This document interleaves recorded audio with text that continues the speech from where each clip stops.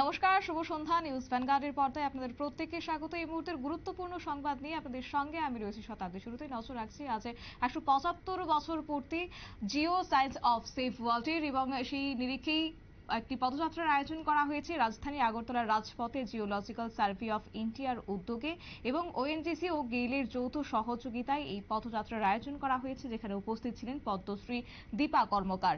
এবং আজ Jio science of safe ওয়ার্ল্ডের 175 বছর পূর্তি উপলক্ষকে সামনে রেখেই রাধানগর দুঃখিত পদযাত্রাটি 79 টিলা থেকে শুরু হয়ে রাধানগর গেইল অফিস পর্যন্ত এসে শেষ হয়। গোটা বিষয়কে কেন্দ্র করে পদ্মশ্রী দীপা কর্মকার কি বক্তব্য রেখেছেন শুনুন।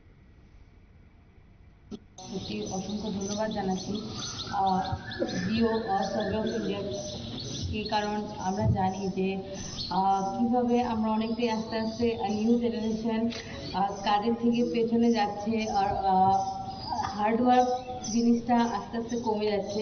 আমি চাই যে আগামী প্রজন্ম যারা আছে, আসুন সবাই মিলে আমরা আমাদের দেশকে আরও এগিয়ে নিয়ে যাই, আরও সামনের দিকে নিয়ে যায়, সামনের সারিতে নিয়ে যায়।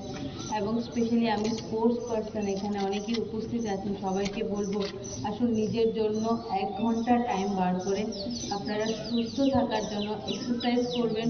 কারণ যদি আমরা ফিট থাকি আমাদের দেশ ফিট থাকবে, এবং দেশ ফিট থাকলে আমরা অনেক উপরে এগিয়ে যাব। কারণ আজকাল আমরা দেখতে পাই স্পোর্টসে আমরা 1 ঘন্টা নিজের জন্য টাইম দিতে পারি না, নিজের জন্য ফিট রাখার জন্য টাইম দেওয়াটা খুব মুশকিল হয়ে যায়, বিকজ অফ সোশ্যাল মিডিয়া আমাদের অনেকটাই টাইম ওয়েস্ট হয়ে যায় এদিকে, যেটা ওইটাও ইম্পর্টেন্ট। কিন্তু যদি আমরা সুস্থ থাকি তাহলে শুধু ফিজিক্যালি না, মেন্টালি সুস্থ থাকাটাও।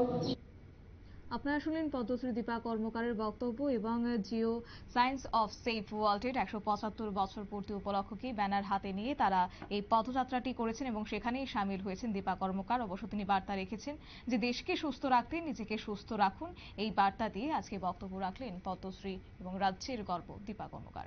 নিয়ে নিচ্ছি ছোট্ট একটি বিজ্ঞাপন বিরতির সঙ্গে থাকুন।